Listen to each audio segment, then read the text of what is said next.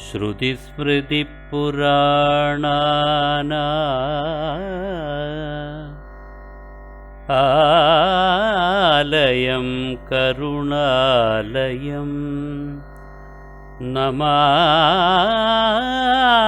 ഭഗവത്പാദം ശങ്കരം ലോകശങ്കരം ശങ്കരം ശങ്കരാചാര്യം കേശവം ബാദരായണം സൂത്രഭാഷ്യകൃതൗ വന്ദേ ഭഗവന്തൗ പുനഃ പുനഃ. ഈ പ്രപഞ്ചത്തിൽ സർവ്വപദാർത്ഥങ്ങൾക്കും അടിസ്ഥാനമായിരിക്കുന്ന ഏക കാരണം പരമാത്മാവാണ്. ആത്മാവാരെ ദ്രഷ്ടവ്യ ശ്രോതവ്യോ മന്ദവ്യോ നിധിധ്യാസിതവ്യ. ആ പരമാത്മാവിനെ കാണണം, കേൾക്കണം, മനനം ചെയ്യണം, നിധ്യാസനം ചെയ്യണം. അങ്ങനെ നിധ്യാസനം ചെയ്തു കഴിയുമ്പോൾ നമുക്ക് വളരെയേറെ വ്യക്തമായി തീരും ഈ പ്രപഞ്ചം ആ പരമാത്മാവിലുണ്ടായി പരമാത്മാവിൽ നിലനിൽക്കുന്നതാണ് എന്ന്. അതാണ് തത് ത്വമസി, അത് നീയാകുന്നു എന്ന് ഛാന്തോക്യം. അനേക ഉദാഹരണങ്ങൾ അദ്ദേഹം ഉദ്ദാലകൻ മകനോട് പറയാനുണ്ട്. വളരെ പ്രസിദ്ധമായ ഉദാഹരണം, ഒരു ആലിൻ്റെ കാ കൊണ്ടുവരൂ. നമുക്കെല്ലാവർക്കും അറിയാം, അതുകൊണ്ട് തന്നെ പറയണം. അവിടെ തന്നെ ഉദ്ദാലകന്റെ മകൻ ശ്വേതകേതു ആലിൻ്റെ കാ കൊണ്ടുവന്നു. അതിനെ പൊട്ടിച്ചു. എന്ത് കാണുന്നു? അനേകം കൊച്ചു കൊച്ചു വൃത്തുകൾ കാണുന്നു. എടുത്തു. അതിനെ പൊട്ടിക്കൂ. അതിനെ പൊട്ടിക്കാൻ വലിയ വിഷമാണ്. നല്ല മൂർച്ചയുള്ള എന്തോ പദാർത്ഥം കൊണ്ട് അയാൾ പൊട്ടിച്ചു. അതിനകത്ത് എന്ത് കാണുന്നു? ഒന്നും കാണുന്നില്ല. സൂക്ഷിച്ചു നോക്കൂ, ഒന്നും കാണുന്നില്ല. ഒന്നും കാണുന്നില്ല ഭഗവാനെ എന്നാണ് അദ്ദേഹത്തിൻ്റെ മറുപടി. അവിടേക്കും അദ്ദേഹം പറഞ്ഞു, കുഞ്ഞേ, ഈ ആലിൻ്റെ കായ്ക്കകത്ത് നിനക്ക് ഈ കണ്ണുകൊണ്ട് ഒന്നും കാണാൻ കഴിയുന്നില്ല. പക്ഷെ ഈ ആലിൻ്റെ കായിൽ നിന്നാണ് സർവത്ര വ്യാപിച്ചു നിൽക്കുന്ന വലിയ ആൽമരം ഉണ്ടായിരിക്കുന്നത്. ഇതെവിടെ നിന്ന് വന്നു? ഈ ചെറിയ വിത്തിന്റെ ഉള്ളിൽ നിന്ന് വന്നു.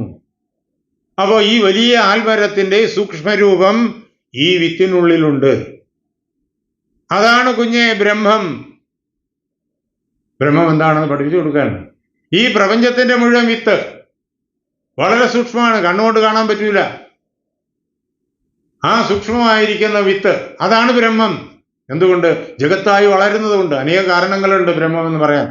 ജഗത്തായി ബൃഹത്തായി വളരുന്നത് കൊണ്ട് ബ്രഹ്മം. അല്ലയോ കുഞ്ഞെ, തത് ത്വമസി ശ്വേതകേതു ഇതി. അല്ലയോ ശ്വേതകേതു, അത് നീയാകുന്നു, ആ ബ്രഹ്മം നീയാകുന്നു. വളരെ സ്പഷ്ടമായി ആ ആത്മാവിനെ നമുക്ക് നമ്മുടെ ആചാര്യന്മാര് വളരെ കൃത്യമായി നമുക്ക് പഠിപ്പിച്ചു തരുന്നു. ബൃഹദാരണ്യക ഉപനിഷത്തിലെ 1-ാം അധ്യായത്തിലെ 4-ാമത്തെ ബ്രാഹ്മണത്തിലേക്ക് വരികയാണ്. അവിടെയാണ് നമ്മൾ അഹം ബ്രഹ്മാസ്മി എന്നുള്ള മഹാവാക്യം കേൾക്കുന്നത്. നേരത്തെ 2-ാം അധ്യായത്തിലുള്ള കാര്യങ്ങൾ വിശദീകരിച്ചു. ഇപ്പോൾ ഇതാ 1-ാം അധ്യായത്തിലേക്ക് വരികയാണ്. അത് ഈ ക്ലാസിന്റെ സൗകര്യത്തിന് വേണ്ടിയിട്ടാണ് അങ്ങനെയൊക്കെ ചെയ്യുന്നത്. 1-ാം അധ്യായത്തിലേക്ക് 10-ാമത്തെ മന്ത്രം, വളരെ വിപുലമായ അധ്യായമാണിത്. അതിലെ 10-ാമത്തെ മന്ത്രം മാത്രം, ബ്രഹ്മവാ ഇദം അഗ്ര ആസീത്. അല്ലയോ കുഞ്ഞെ, ഈ ലോകം ഉണ്ടാകുന്നതിന് മുമ്പ് ബ്രഹ്മം മാത്രമേ ഉണ്ടായിരുന്നുള്ളൂ. നമ്മൾ കണ്ടിട്ടുള്ളത് ലോകത്തെയാണ്. ജീവനുള്ളതും ജീവനില്ലാത്തതുമായ പദാർത്ഥങ്ങളെ കൊണ്ട് നിറഞ്ഞ, നാനാത്വം കൊണ്ട് നിറഞ്ഞ, നിരന്തരം ചലനാത്മകമായ നശ്വരമായ ഈ ജഗത്തിനെയാണ് നമ്മൾ കണ്ടിട്ടുള്ളത്. ഈ ലോകം ഉണ്ടാകുന്നതിന് മുമ്പ്, ലോകം ഉണ്ടാകുന്നതിന് മുമ്പ് ബ്രഹ്മമാണ് ഉണ്ടായിരുന്നത്. ബ്രഹ്മം മാത്രമേ ഉണ്ടായിരുന്നുള്ളൂ. ആ ബ്രഹ്മം എന്ത് ചെയ്തു? തത് ആത്മാനമേവ ആവേ. ആ ബ്രഹ്മം തന്നെ അറിഞ്ഞു. ജ്ഞാനസ്വരൂപമാണ് ബ്രഹ്മം, ചിത്സ്വരൂപമാണ്, നമുക്കറിയാം. സത്സ്വരൂപമാണ്, ചിത്സ്വരൂപമാണ്, ആനന്ദസ്വരൂപമാണ്. സത്തെന്നും ചിത്തെന്നും ആനന്ദമെന്നും ഒക്കെ നമ്മൾ പറയുന്നത് നമുക്ക് പറയാനും ചിന്തിക്കാനുള്ള സൗകര്യത്തിന് വേണ്ടിയിട്ട്. ഇത് മൂന്നും കൂടി ഒന്നാണ്. അവിടെ അതിനെന്ത് പറയണം? വാക്കുകളില്ല. മനസ്സിന് ചിന്തിക്കാൻ പറ്റൂല. വാക്കിനോടൊപ്പം മനസ്സിന് എത്തിപ്പെടാൻ കഴിയാതെ ഏതൊരിടത്ത് നിന്നിട്ടാണോ മനസ്സ് തിരിച്ചു വരുന്നത് അതാണ് ബ്രഹ്മമെന്ന് അറിഞ്ഞുകൊള്ളൂ. ഉപനിഷത്ത് നമ്മോട് വിളിച്ചു പറയും. അങ്ങനെയുള്ള ആ പരമാത്മാവ് തന്നെ അറിഞ്ഞു. കാരണം അറിയാൻ വേറൊരു വസ്തുവില്ല. നമുക്കറിയാൻ വേറെ ഒരുപാട് വസ്തുക്കളുണ്ട്. ഈ ലോകം മുഴുവനുണ്ട്. എത്ര ദൂരം സഞ്ചരിച്ചാലും തീരാതെ ആ ലോകം ഇങ്ങനെ നീണ്ടു പോകുന്നു. പക്ഷെ ആ ബ്രഹ്മത്തിന്, ലോകം ഉണ്ടാകുന്നതിന് മുമ്പ് ആ ബ്രഹ്മത്തിന് രണ്ടാമതൊരു വസ്തുവില്ല. ഏകമേവ അദ്വിതീയം. ആ അവസ്ഥയിൽ നിൽക്കുകയാണത്. അപ്പോ ആ ബ്രഹ്മം എന്താ അറിഞ്ഞത്? തത് ആത്മാനമേവാവേത്. അവൻ തന്നെ അറിഞ്ഞു. അഹം ബ്രഹ്മാസ്മീതി. ഞാൻ ബ്രഹ്മം തന്നെയാകുന്നു. അഹം ബ്രഹ്മ അസ്മി. ഞാൻ ബ്രഹ്മം തന്നെയാകുന്നു എന്ന് അവൻ അറിഞ്ഞു. അങ്ങനെ ആ മൂന്ന് വാക്കുകളുടെ ആ ചേരുവയിലൂടി ഒരു വലിയ മഹാസത്യത്തെ നമ്മുടെ മുന്നിൽ ആ ഉപനിഷൽ മന്ത്രദ്രഷ്ടാവ് കൊണ്ട് എത്തിച്ചിരിക്കുന്നു. അങ്ങനെ ഞാൻ ബ്രഹ്മം തന്നെയാണ് എന്ന് ആ ബ്രഹ്മം അറിഞ്ഞതുകൊണ്ട്, അഹം ബ്രഹ്മാസ്മി എന്ന് അറിഞ്ഞത് ആ ബ്രഹ്മം തന്നെയാണ്. അങ്ങനെ അറിഞ്ഞതുകൊണ്ട് തസ്മാത്, അക്കാരണത്താൽ, തത് സർവം അഭവത്, ആ ബ്രഹ്മം എല്ലാമായി തീർന്നു. ആ ബ്രഹ്മത്തിന്റെ സങ്കല്പത്താൽ പിന്നെ പരമ്പരയായി ഈ ലോകമുണ്ടായി. അതെല്ലാം ആ ബ്രഹ്മം തന്നെയായി തീർന്നു.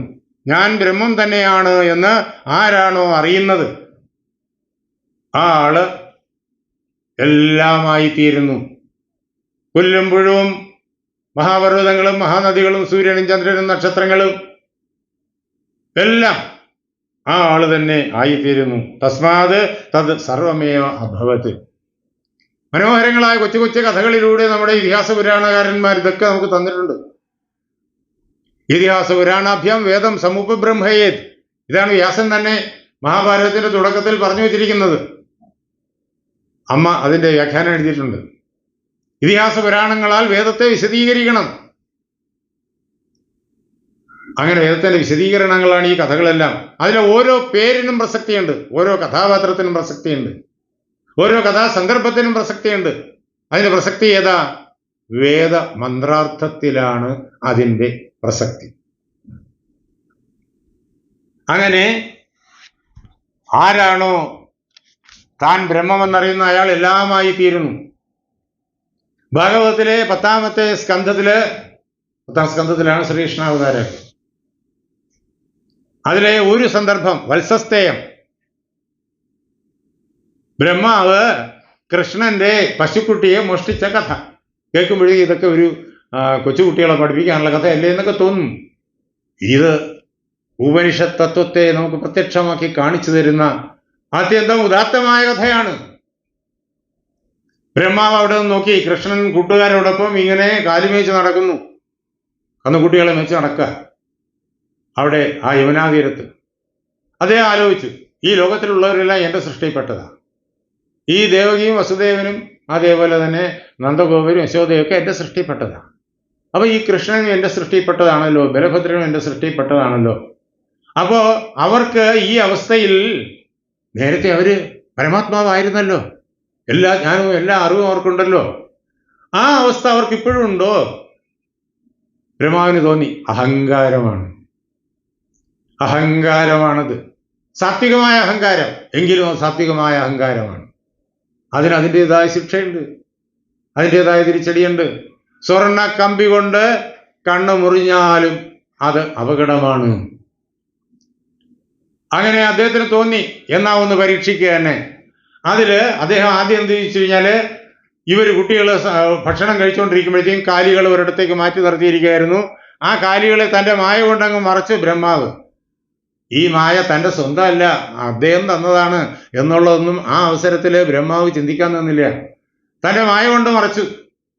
കുട്ടികൾ ഭക്ഷണം കഴിച്ചുകൊണ്ടിരിക്കുകയാണ് കൃഷ്ണനോടൊപ്പം, കൃഷ്ണൻ ചുറ്റും വരുന്നു.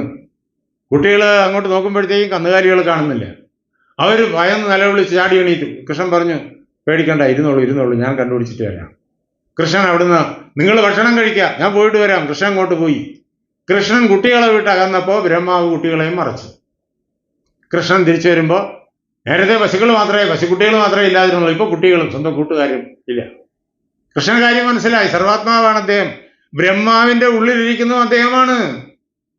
ആത്മാവാരെ ശ്രോതവ്യോ മന്ദവ്യോ നിധിധ്യാസിതവ്യ, അത് ബ്രഹ്മാവ് ചെയ്തില്ല. അപ്പോ കൃഷ്ണൻ എന്ത് ചെയ്തു? അദ്ദേഹം ആദ്യം ബ്രഹ്മാവിന്റെ വിദ്യയിൽ ബ്രഹ്മാവ് സന്തോഷിക്കട്ടെ എന്ന് കരുതി കൂട്ടുകാരുടെ എല്ലാം പേര് വിളിച്ച്, പശുക്കുട്ടികളുടെയൊക്കെ പേര് വിളിച്ച് അവിടെ എല്ലാം ഓടി നടന്നു. അത് കഴിഞ്ഞിട്ട് വൈകുന്നേരം തിരിച്ച് ചെല്ലാനുള്ള സമയമായപ്പോഴേക്കും അദ്ദേഹം തിരിച്ചുപോയി. ഇവരെല്ലാം ഇല്ലാതെ പോകാൻ പറ്റൂല. അങ്ങ് തിരിച്ചു ചെന്നപ്പോഴേക്കും ആ ഗോകുലവാസികളെല്ലാവരും സ്വന്തം മക്കൾ വരുന്നത് കാണുന്നു, സ്വന്തം വീട്ടിലെ പശുക്കൾ വരുന്നത് കാണുന്നു. അവരെല്ലാം സന്തോഷത്തോടെ എന്നും കുട്ടികളെ എതിരേൽക്കുന്നത് പോലെ എതിരേറ്റു, അസൽക്കരിച്ചു. ഒന്നും സംഭവിച്ചതായിട്ട് അവരാരും അറിഞ്ഞില്ല. അന്ന് കഴിഞ്ഞു. പിറ്റേ ദിവസം ഇതേപോലെ ഒരുമിച്ച് മേയ്ക്കാൻ പോകുന്നു കന്നാലികളെ. പിറ്റേ ദിവസം ഇങ്ങനെ 1 വർഷം കഴിഞ്ഞു. ആരും ഒന്നും അറിഞ്ഞില്ല. ബലഭദ്രൻ പോലും അറിഞ്ഞില്ല. കാരണം ആദ്യം ഈ സംഭവം നടക്കുന്നതെന്ന് ബലഭദ്രൻ കൂടെയില്ല. അതുകൊണ്ട് ബലഭദ്രൻ പോലും അറിഞ്ഞില്ല ഇതെല്ലാം തൻ്റെ സ്വന്തം കൂട്ടുകാരാണ് എന്ന് കരുതി. അമ്മമാർക്ക് മക്കളെ ഏതവസ്ഥയിലും തിരിച്ചറിയാം, എത്ര വർഷം കഴിഞ്ഞാലും തിരിച്ചറിയാം. അമ്മമാരെ പറ്റിക്കാൻ പറ്റൂല. പക്ഷെ അമ്മമാർക്ക് പോലും മനസ്സിലായില്ല. അതാണ് ഭഗവാന്റെ മായ. 1 വർഷമായപ്പോഴേക്കും ബ്രഹ്മാവ് ചിന്തിച്ചു, ബ്രഹ്മലോകത്തിൽ നമ്മുടെ ഇവിടുത്തെ 1 വർഷം എന്ന് പറയുന്നത് 1 സെക്കൻഡ് പോലും അല്ല. ഇപ്പൊ കൃഷ്ണൻ എന്താ ചെയ്യണത് എന്ന് നോക്കിക്കളയാന്ന് വെച്ചാൽ അങ്ങോട്ട് നോക്കിയപ്പോഴുണ്ട് കൃഷ്ണൻ അവിടെ ഓടി നടന്ന് കളിക്കുന്നു. കൃഷ്ണന്റെ കൂടെ ആ കുട്ടികളുമുണ്ട്, പശുക്കുട്ടികളുമുണ്ട്, ഓടി നടന്ന് കളിക്കുക. അപ്പൊ ഇതെന്താ ഇത്? താൻ അവരെയൊക്കെ മറച്ചതാണല്ലോ. എന്താ അവര് തൻ്റെ ആ തടങ്കലിൽ നിന്ന് രക്ഷപ്പെട്ടതാണോ? അങ്ങോട്ട് നോക്കിയപ്പോ തൻ്റെ തടങ്കലിൽ താൻ ആരെയൊക്കെ തടഞ്ഞിട്ടോ ആ കുട്ടികളും പശുക്കളും എല്ലാം അവിടെ ഉണ്ട്. അതേപോലെ ഇവിടെയുണ്ട്. അപ്പോഴേക്കും ബ്രഹ്മാവിന് മനസ്സിലായി, ഞാൻ വിചാരിച്ചാൽ ഭഗവാനെ വട്ടം കറക്കാൻ പറ്റൂല, കറങ്ങുന്നത് ഞാൻ തന്നെയാണ്. കാരണം ഈ ലോകത്തിലെ എല്ലാവരുടെയും സർവ്വ കഴിവുകളും ഭഗവാനിൽ നിന്നാണ് വരുന്നത്, പരമാത്മാവിൽ നിന്നല്ലാതെ ഒന്നും വരുന്നില്ല. ബ്രഹ്മാവ് ഭഗവാന്റെ മുന്നിൽ ചെന്നു, അദ്ദേഹത്തെ നമസ്കരിച്ചു, അദ്ദേഹത്തോട് പറഞ്ഞു മാപ്പ് അപേക്ഷിക്കണം. അദ്ദേഹത്തോട് പറഞ്ഞു ഞാൻ മാപ്പ് അപേക്ഷിക്കുന്നു എന്ന്. എന്നിട്ട് പറഞ്ഞു, ഈ വൃന്ദാവനത്തിലെ ഒരു പുൽക്കൊടിയായിട്ടെങ്കിലും എനിക്ക് ജനിക്കാൻ കഴിഞ്ഞാൽ അതിൽ പരം ഒരു ഭാഗ്യം എനിക്ക് വേറെയില്ല എന്ന് ബ്രഹ്മാവ് ഭഗവാന്റെ അടുത്ത് പറയുകയാണ്. ഭഗവാൻ ബ്രഹ്മാവ് ചെയ്ത ആ തെറ്റിൽ നിന്ന് ബ്രഹ്മാവിനെ സമാധാനിപ്പിച്ച് ബ്രഹ്മാവിനെ തിരിച്ചയച്ചു. ഇതാണ് വത്സസ്തേയം എന്നുള്ളതായ കഥ. പശുക്കുട്ടിയുടെ മോഷണം. ഭഗവാനെ പറ്റിക്കാനായിട്ട് ആർക്കും സാധിച്ചില്ല. ബ്രഹ്മാവിന് പോലും സാധിച്ചില്ല. ഇന്ദ്രന്റെ പരാക്രമങ്ങളൊക്കെ ഉണ്ട്. അതൊക്കെ ഭാഗവത്തിലെ ദശമസ്കന്ധത്തിൽ കേൾക്കാം. എന്തുകൊണ്ടെന്നാൽ തസ്മാത് തത് സർവം അഭവത്. അവൻ അറിഞ്ഞു ഞാൻ ബ്രഹ്മമാണ് എന്ന്. അതിനാൽ അവൻ എല്ലാമായി തീർന്നു. ആ കൃഷ്ണനും ഞാൻ തന്നെ, ആ പശുക്കുട്ടികളും ഞാൻ തന്നെ, അതേപോലെ തന്നെ ആ കാടും ഞാൻ തന്നെ, ആ കാട്ടിലുള്ള മൃഗങ്ങളും പക്ഷികളും എല്ലാം ഞാൻ തന്നെ, ആ ഗോകുലവാസികളും ഞാൻ തന്നെ. അവൻ എല്ലാമായി തീർന്നു. എന്താ അഹം ബ്രഹ്മാസ്മി എന്ന് അനുഭവിച്ചറിഞ്ഞു.